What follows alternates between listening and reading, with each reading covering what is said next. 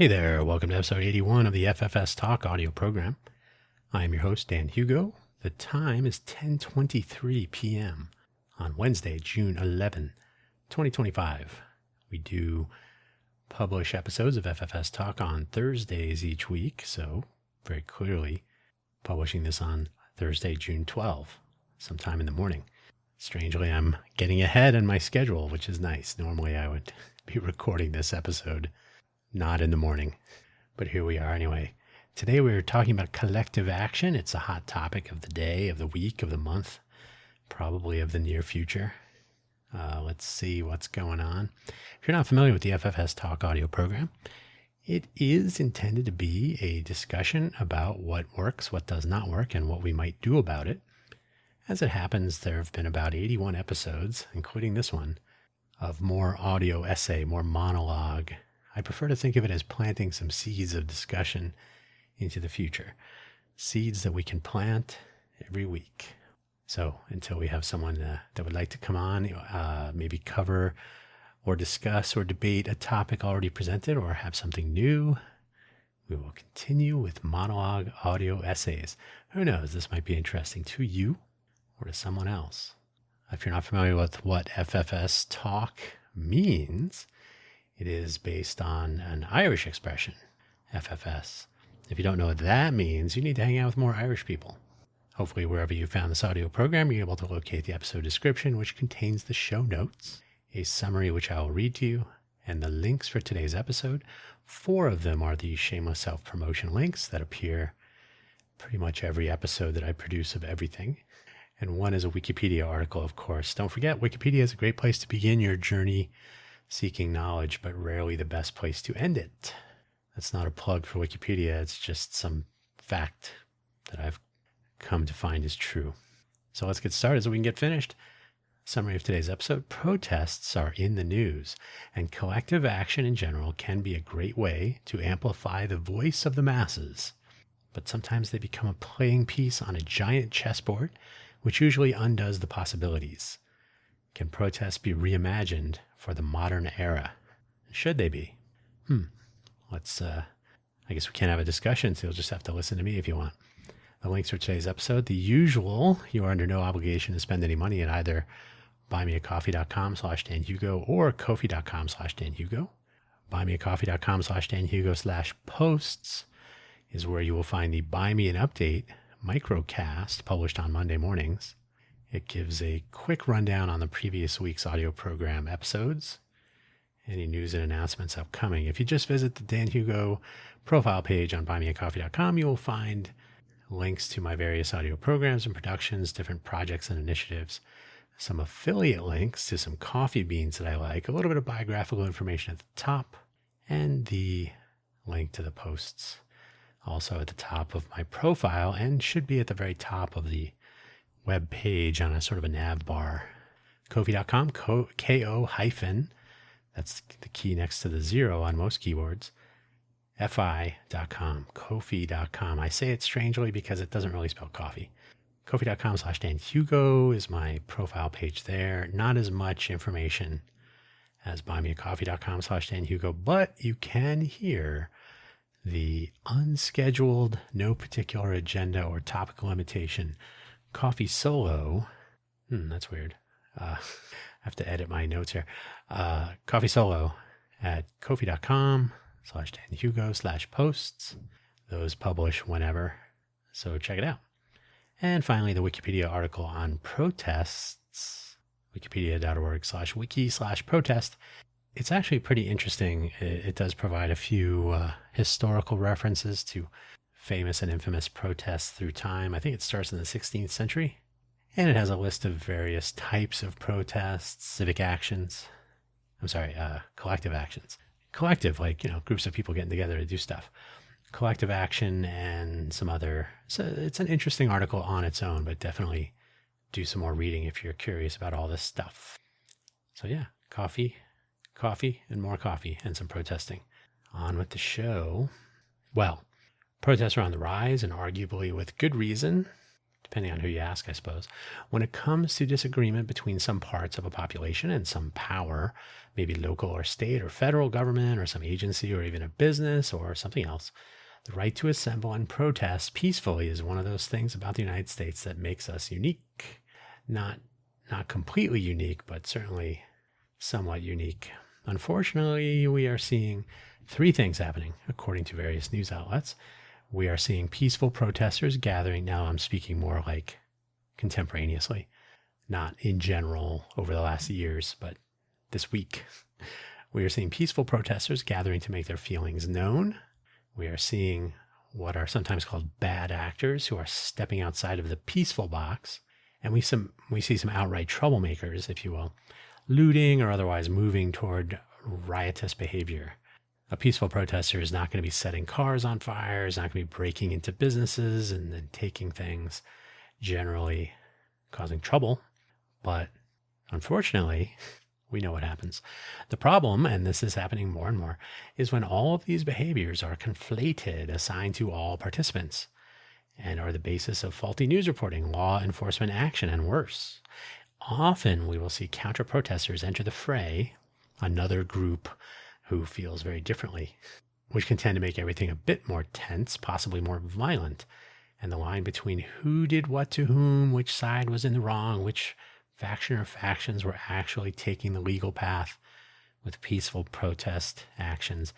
And there is always catastrophe in the mix, justifying extreme police action, curfews, and whatever else comes along. These are interesting times. And it seems like every time is a little bit different, but always also the same. As I speak now, the Los Angeles, I don't know if it was Los Angeles, I guess it's city of Los Angeles has instituted some curfews. I guess the Marines are training. As I'm speaking right now, they're training for some action on the ground in Los Angeles. I don't know if the National Guard has taken any action on the ground. And then, of course, law enforcement, all manner of footage, video, and still of some interactions. So we'll see. We'll see what comes of it. Today, I guess I kind of got ahead of myself here. As I record this, the news from the LA area seems to be pointing toward more attention in some places, normalcy in others, which is always strange. Literally heard as someone who lives in Los Angeles saying, it's not as bad as it looks on the news. People are just kind of doing their thing. There's a couple of people, causing some mayhem. Most people are protesting and trying to lay low and just say, hey, I don't like what's going on, and not doing anything about it. So it depends on who you ask, I suppose, which channel you watch, which media you consume and believe. But this is all in a place that has seen its fair share of protests and even riots. I will point out here, I was ending my third year at Harvey Mudd College in Claremont, California, as the so-called Rodney King riots were taking place. If memory serves, the mass of people that was wilding across Los Angeles County had made it to very near Claremont, to I believe it was Montclair. Yes, Montclair, spelled differently, but you switch the two halves. Claremont, Montclair, 2 syllables, whichever order you care for. So they never made it to our campus, but they were very close. I believe they made it to the mall, the Montclair Mall, which is a mall I had walked to several times when I was in college. News reporting, anecdotes, and maybe even some propaganda will craft a variety of narratives. Depends on which ones you're consuming. A car ran into a crowd in Chicago. There are going to be more protests planned across the country as we head into the weekend. I've seen a number like 1,500 planned. We'll see. It seems as though there may be something of a feedback loop as anger and frustration over ICE handling of their immigration-related actions and frustration perhaps over some other issues with the current administration, maybe amplifying tensions in general. Add in those possibilities regarding bad actors, counter-protesters, law enforcement escalation, and add to the mix the possibilities of National Guard and even regular military presence. The powder keg inches closer to the flames. The whipped cream topping and the cherry on top. 14 June is the apparent appointed date for a military parade through Washington, D.C. in celebration of the president's birthday. Allegedly, I think that's his birthday. Happy birthday, I guess. This is well outside the bounds of normal and probably adds only more tension, I think that probably goes without saying, especially as of today, the president himself suggesting that any protests or protesters will be met with strong force. I believe those are the exact words he uses, strong force. Any protest? Mixed messaging all week on that. Well, only the people that are not peacefully protesting, or maybe not, who knows? The language changes. Now, we don't need to talk about current events so much. The idea here is to talk about what works and what doesn't. So if we step back a little bit, we take a look at protesting in general or collective action more generally, even more broadly. The Wikipedia article is a nice place to begin a deeper dive if you like, and it does include an interesting list of nuanced variations on collective action, different types of collective actions, different nuances, and a list of historical protest events to glance at and dive deeper into, if you like, and more. A strike is typically associated with unions, and we have witnessed less common collective action recently in boycotts of companies like Target and Tesla, and the more commonplace trending notion thanks to social media. So you'll either hear about or see or witness, either directly or on TV or YouTube or wherever, people striking, holding up signs and preventing people from entering a business or a parking lot for the business, etc. You'll hear about people boycotting stores like Target or not purchasing cars from Tesla occasionally, like as did happen here in Vegas. Some actual vandalism, because that's a bad actor act, right? Not everybody is interested in protesting peacefully and taking collective action that is not damaging or breaking the law. Unfortunately, breaking the law is one of the options, and some people go with that. And of course, trending topics on Twitter and Blue Sky and various other media outlets, TikTok, Insta. When you start to see trending topics, more people will discover the activities, the topics that people are raising, they're elevating, they're making louder, amplifying. So protesting in general, collective action can be visible and can be amplified and can go in unexpected directions in a variety of circumstances. Oh, and let us not even consider roadblocks. Trending things can happen and form a movement from nothing and send it away almost as quickly. Something like a roadblock. And we're seeing these more and more. This just happened in LA. There was a protest on the 101 freeway. So that's a big roadblock. That really upsets people. It can work to some degree. In a picket line scenario, like I said, a strike can block a parking lot. That's why I brought it up. But protests in general that block traffic can turn dangerous far too quickly and draw the ire of the public in general. Too many anecdotes in video form of people saying, okay, that's enough. You're moving out of the way. And they pick people up and they throw them. They're not gentle and kind. Like, get out of my way. I'm trying to get to work. You're blocking a bridge. You're blocking a freeway. These are things that people don't really tolerate. No matter your message, you are probably going to be getting out of the way. One of the more, maybe even one of the most common, the mode we see and maybe even presume is the rally style protest, where the larger the crowd, the better, pithy signs and lots of news coverage. Police might show up, counter protesters might show up, chants, some shoving, escalation, tear gas, arrests. Sadly, a car driving into a crowd is becoming a real possibility more often, as did happen in Chicago today, I think, as I'm speaking. All this is becoming almost rote. Literally, when you see on the news that there is a protest, especially on a freeway, are you not asking, okay, when is somebody going to get hit by a car? Maybe many people. I don't mean to be glib. It's becoming ridiculous. I'm sorry, more ridiculous. So does this work? I'm going to posit that expressing an opinion with a single amplified voice through collective action that requires some actual effort. That is, retweeting is not quite the same as showing up in person and risking arrest. Anybody can retweet, but who shows up? These can have real value. More often, though, especially in recent years, a peaceful protest can turn very quickly into something less peaceful. And as looting becomes more common, it is too easy for opposition parties to claim, and I don't mean political parties, I just mean whoever's on the other side of this. Could be political. Opposition parties, they are able to claim protesters and looters are the same people. We see escalation and whatever comes next. Might be anyone's guess. Protests can make a difference, though. I think we can all remember more easily the actual riots that sometimes emerge, quickly perhaps, with explosive tensions after the murder of George Floyd, another example. Rodney King, George Floyd, and there are many, many, many more. Some make more news than others. Change can be observed or described or maybe lamented with reference to such events, which often form common reference points for years after. Unfortunately, at the time of, people participating in these protests are often vilified, they are often injured, they are often treated as though the cause is less important than their disruptive actions. So it can be an interesting time. But yeah, over time, history will record the actions taken in these collective actions. They'll record the collective actions, the people who made a difference. It's unfortunate the riot level of collective action often gets much more attention, which is unfortunate. But peaceful protests can make a difference.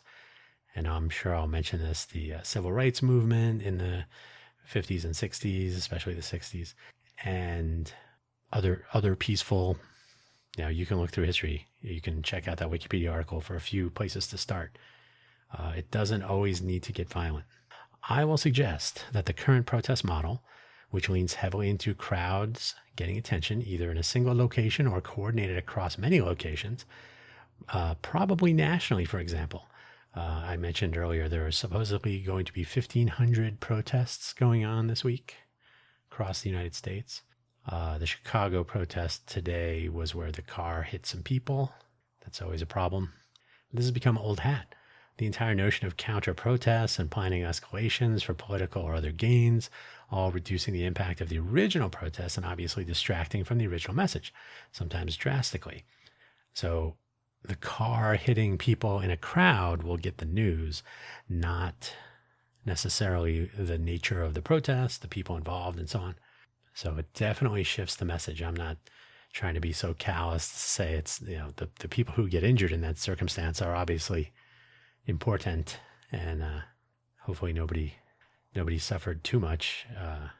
I don't know. I honestly don't know. I'm sure I'll learn more about it tomorrow as all of this unfolds as we approach the weekend. Crazy. So I have some observations. I'm not an expert in protesting or other forms of collective action like that, but I have some things to ponder. Maybe you can ponder with me. Here are some of those things. I will commence reading them now. I have a bullet list. 1, 2, 3, 4. Only 4? I thought it was 5. Save mass gatherings for positive rallies and vigils. Political rallies, in particular, are more about a presentation than an action, and vigils can lean heavily towards peaceful outcome by their very nature.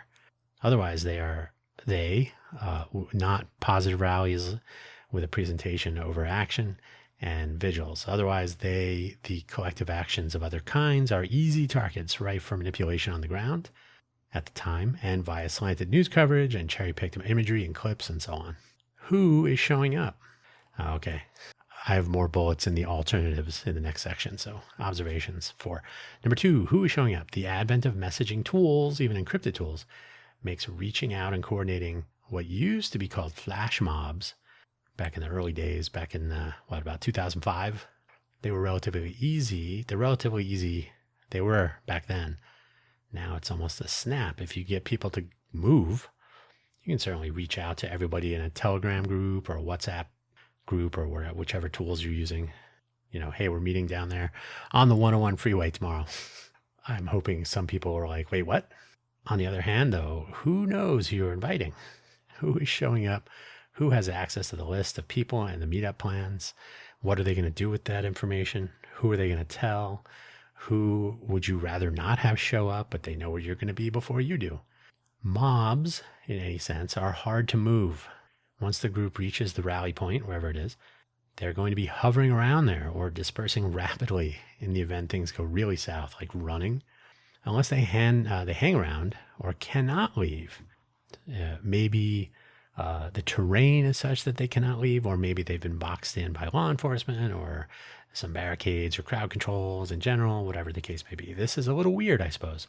If the so-called flash mob really is a thing, that there is not really an easy to implement unflash mob, so to speak. But as the saying goes, you don't have to go home, but you can't stay here, but that doesn't always work. I'll go to the 101 example again. People showed up on the 101. Now where are they going to go? As cars were kind of boxing people in, as the police, CHP, California Highway Patrol, I believe, was managing the crowd issues. As they show up, your options for exit start to fade away. Obviously, the possibilities of looting and violence and whatnot are real. They basically are expected at this point. The specifically non-aggressive, non-violent protests of the civil rights movement era, and not that they were all non-violent and non-aggressive, but there was a concerted effort by some well-known. There's probably a street named after one person, wherever you are. And at other times through history, require a lot of management. Peaceful protests require management, strong leadership, a unifying message, and a belief in not only the cause, but the course of action. People have to believe that not hitting back is important. It's hard to do. Holding that line, remaining peaceful, passive even, can be a challenge, and it doesn't always work out. And if that explodes, nobody really wins. Well, the opposition gets a lot of good video to put on the news about those awful protesters causing trouble. In that case, it's all a game, so it's really tricky, in my opinion. Bottom line, protesting has become predictable and has some security holes in it, to be sure. Not to mention, it is a concept that can be too easily manipulated for counter-messaging, a larger bolus of propaganda, and maybe worse. Are there other possibilities? I'd like to think so. Otherwise, I wouldn't be making a whole episode about this. So now this is kind of a long list. That's more than 5 items. 1, 2, 3, 4, 5, 6. Oh, 6. Okay. The alternatives. So the Wikipedia article has that reasonable list to get started on, but this is a list of predictable action in the Wikipedia article, mostly relying on physical presence in appreciable numbers. These may apply forces of civic disobedience to varying degrees, which can become problematic, but they are definitely relying in many cases on masses of people. The size of a crowd and drawing attention, especially with performative action. Pithy signs are only the start of it, and some of the options in that list lean directly into violence, civil disobedience, or worse, general law breaking, which really do hand the effort over to the opposition, really. Once you're rioting, you really don't have the high ground from a moral sense. Your narrative has been handed over, my opinion. In these modern times, let us take one of the items on that list, some tools and methods we all use day to day, and some new ideas around demonstration and protest as distributed collective action. Distributed. So first of all, consider the information distribution item on the list in the Wikipedia article and applying that to modern times. We have QR codes nowadays. We have paper flyers that you can hand people or maybe post. We have an actual petition you can get people to proactively sign or engage with. These are all acceptable methods of getting the message to the casual observer, the person walking by, the general population that may be interested, may be supportive even, but not necessarily interested in committing to actual protest. This is a different form of collective action that can take place remotely thanks to our pocket technology and connected lives. Okay, give me the QR code. I'll read your website, or I'll sign an online petition. Okay, I'll sign a paper one right here. It depends. Distributing those protests. That's the key right here. Distribute them to various locations. Gathering a crowd of people together is visually impressive. Don't get me wrong. 50,000 people showing up for something is quite a crowd. You are going to be engaging with law enforcement in some way. And they can be loud and might even make for good reporting for local and national news outlets. Nobody likes a crowd better than the news. It's something to report on. But why are national coordinated protests popular? I mentioned earlier, 1,500 protests are planned either this week or on the weekend or both. 1,500 across the United States, allegedly. Because they are large undertakings that require work and commitment and, of course, action. If you can get 1,500 different groups of people across the country to participate in something at the same time, and I don't know the logistics. I don't know if it's the same exact time adjusted for time zones, or if it's at noon, and then it'll be shifted by 1 hour. Who knows? I don't know. But they're large undertakings, so they get attention. Rather than forming one large protest mob, at a single location, why don't we distribute local protests as well? Which helps law enforcement. And when you gather in one location, it helps law enforcement and other opposition forces to interfere, halt, and worse. Move small teams to street corners instead and other public property locations all over the place. Now, rather than avoiding the central protest site, as in, they're protesting downtown, they're protesting on the freeway, they're protesting in the whatever location, I'm gonna avoid it at all costs. I'm gonna drive around. I'm gonna take the long way. Those people are not gonna see you. But if you're all over the place, if you're spread throughout a city, throughout a town, throughout a county, people will see you. So we don't have to avoid a central protest site. The protest is visible in more places by more people going on about their business. You're not necessarily interrupting them. You're just being visible. Connect this with information distribution. Now you have more people engaging more, we'll say, normal, casual observers, people walking by. You're going to encounter more people who are not trying to avoid this huge crowd, but are just walking by a tiny little crowd. You already see this happening. You'll have here where I live, there was a DARE. What does that stand for? It's basically a school program to help get drugs out of our schools or something. I don't know how successful it's been, but they were looking for donations. So they had students set up with a little card table and some laminated flyers. They had a QR code. You could pay right there. Yeah, that works. They're already doing it. What I'm suggesting here is not a new idea. It's just applying what already works or what already is taking place to a model that I think is actually becoming too risky.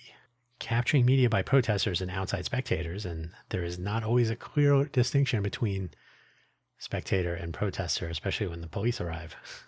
This may be problematic for the spectators. But doing this in a large centralized gathering can be chaotic, with large pans to catch a tear gas or flashbang detonation, a rubber bullet being shot at someone to injure them, not shot at the ground to bounce up and hit them, but to hit them directly and possibly cause injury, and so on. If the single protest mob is factored into smaller protest clusters of maybe 2 to 10 people or so, give or take, located over a large area, each cluster can and should have at least one media person capturing video and still imagery at a distance, like across the street, across the intersection. Why is that? Well, because if somebody decides to cause trouble for the cluster itself, then you are observing at what you could call a safe distance, but you're able to see more. You have a better vantage point. You're collecting evidence at that point.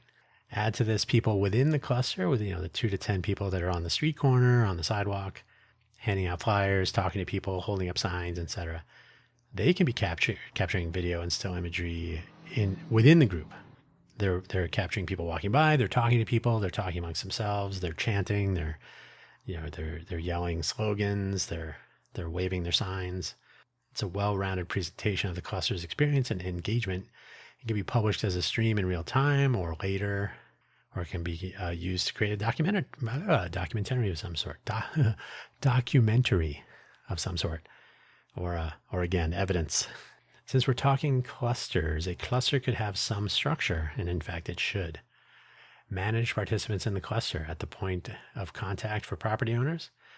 Be the point of contact for property owners, law enforcement, or others in authority with questions and concerns. Manage messaging, call in assistance, even law enforcement if you have to, in the event of the cluster being assaulted in some way, and so on. Medical emergencies. So if each person has some responsibility, there's no question about who. Oh, this is the issue. That's the person to talk to. You have a unified messaging. You have someone who has accepted the responsibility ahead of time. You're not going to say, oh, who's calling the ambulance? Who's calling paramedics? Who's calling the police? You already have those roles. You're ready to go. Maybe you've even practiced. Moving to another location as needed could also be one person's responsibility. That is being ready to go. Like, we are going here next if we need to move, or when we are moving. It could be part of the plan. Everybody has a task, so everybody knows what is happening and who to ask if they do not. Forgot the T in do not. Speaking of moving, the one central rally point for mass protesting can and should give way to those distributed clusters. So don't meet on the 101, meet on street corners all over the place, or whatever works. Street corners are not necessarily the best, but we all know what a street corner is. But where the clusters will be might be left as a deferred decision. Having options ahead of time but not assigning these options allows for dynamic cluster placement initially. And if there are open options throughout the planned protest time period, moving to another location is far easier for the 2 to 10 people in a cluster than would be moving hundreds or thousands of people. You see where I'm going? You see where I'm going with 2 to 10 people instead of 1,000? Moving may help to keep the participants safe, to avoid confrontation regarding perceived obstructions and whatnot, wherever they're located right now, and to increase the radius of engagement. You might say, okay, we're going to be here for 2 hours, and then we're going to walk 6 blocks over, set up, do the same thing. Who knows? Now, an anonymous paper trail. Huh? Wait, what? We have in our hands an end-to-end encryption toolbox that already enables secure communications, though it helps a lot if those communications are between trusted parties. You can send an encrypted message to somebody, but if you don't know who they are, they're going to share it with whoever they want. I think we've seen that in the news lately too. Know your cluster members, if not by name, then by some secure identifier, some pseudonymous. Pseudonymous? Yeah. I'm going to say that word again. If someone shows up, by security, and know when people intent on causing trouble are not among those trusted collaborators. So if you don't know someone, or if they can't show you their pseudonymous identifier that someone else has vouched for them, right? And I'm not designing a web of trust here at this moment, but having that in place is valuable, and it's a problem that's been solved, so we don't have to really be inventive. If someone shows up, but nobody can point to a secure identifier, the pseudonymous identifier, that someone can vouch for, that person, maybe several, may well turn out to be those bad actors, potential looters, people looking to stir up trouble and blame it on you. Pseudonymous identity is a thing already. Make sure and use it. Put it to use. Keep the bad actors out of your cohorts. The take home here, change the protest game to get the message out. Demonstrate participation and level of interest and nature. Oh, by the way, if you have pseudonymous identifiers and you are rigorous about it, if someone says, oh, there were 1,400 people, no, we have an actual legitimate count. It was 1,838 people, right? You can actually do some accounting and you can vouch for your own group of people. And you don't have to name them, but you can say, we have these 1,800 plus unique individuals. You would be able to contact them if you needed to, but you don't know their names. You don't have their names captured in your roles, in your ledger. Oh yeah, you can use some sort of blockchain thing too, I guess. The take home here though, change the protest game, demonstrate participation and intent, the nature of the intent through the volume of participation, so that everybody who is participating in your group, in your cohort, in your cluster, in your various clusters, is not here to cause trouble. They're not bad actors. They're not looters. You can actually say, no, these people were not in the group of people that were looting. Now, if you find out that someone is looting, then you can take that up. You can say, hey, we have a way to contact them. This was not the intent of our collective action initiative here. So you can actually kind of distance yourself if you want to turn the person in some way. That's up to the people at the time. Not leaving people open to incidents and injury or worse by placing everyone in a large, easy to engage group and allow law enforcement and military forces to establish position and tactics. That does not seem like a good idea. So distribute, pseudonymize, but also maintain some sort of awareness of who you have let into your collective action cohort. So think about it. You and I, certainly I, may not be rushing out to participate in protest or other collective action in public. I'm not really a fan of retweeting because I really don't use Twitter anymore. But I find those are interesting. But unless you have like a suitably huge follower count, retweeting or the equivalent is not necessarily useful. But if we do have a protest, or if someone we know is considering this or already doing it, ask whether the old tried and true gatherings are still making sense in these times of strong counter forces acting on behalf of some level of government, state, local, state, federal, counter protesters, people who just don't want a crowd of people getting in their way, and so on. People that will use the protest to cover other action.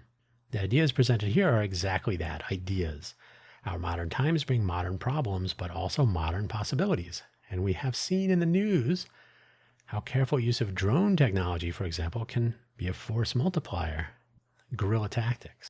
Why not apply novel thinking to collective action methodologies to not only keep participants acting in good faith,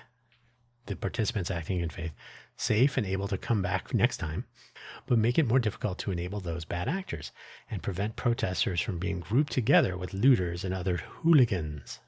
I don't know if you've seen this in the news, but anecdotally, as soon as one person commits some sort of violent act, as soon as there's some sort of escalation, everyone is now labeled a rioter and is subject to elevated engagement and worse. Decentralization is a pretty good idea. I would like to see this in general, right? I would like to see this sort of thinking show up in what is, in general, a protected activity. It's completely legal to protest peacefully. Just don't hit people, don't throw rocks, don't cause injury, don't damage property. It's a protected activity that should not be used against good faith protesters. And again, once one person does something or is accused of doing something, somebody has a questionable video or half a body cam footage frame has something that looks a little troublesome, suddenly now everybody's getting tear gassed. Everybody's going to be subject to violence now. You're all rioters. The old ways sort of work, but new ways might work better. And I think it's worth considering. So that was I was thinking about this the other day when I was watching the various pieces of news coverage, the political drama, the finger pointing, the threats. It's getting exciting. But I think the people on the ground, the people that are trying to make a difference through their collective actions, should be thinking, how can we do this in a safer way so that we are not basically gathering ourselves in a small area so that we can be enclosed and then controlled. And I'm not trying to sound like a militant or anything, but just from a practical sense, like if people want to protest, which is completely within their rights, and I would support that. Obviously, you should be able to say what you want to say it loud, say it with other people. Great. Totally fine. But if you don't want to cause problems, if you don't want to break things, injure people, have people injured, escalate a situation into a riot or something similar, you should not be through proximity labeled as a rioter, an instigator, a bad actor. So I think modern thinking could be applied to this to protect the rights of the people who do want to protest from the actions of the people who want to do worse and have the blame assigned to all. So I just think there are better ways to go about this. And I would kind of like to see some experimentation about this. What would actually work better, more effective ways to get the message out without making people upset. Again, blocking a freeway, it sends a powerful message. And that powerful message may accidentally be, come and violently move us out of your way. And I don't think that's a good idea. Hey, production by street. We were doing pretty good. I'm assuming you heard that loud vehicle go by. Anyway, I'm rambling. I would like to see some experimentation in this area. I think we can do better as a society. I just think showing up in crowds and risking that escalation we can do better. So that's all I'm going to say about that. Thank you for listening as always. And we'll catch you next week. Don't forget to check out Buy Me an Update every Monday at the buymeacoffee.com/danhugo/posts feature.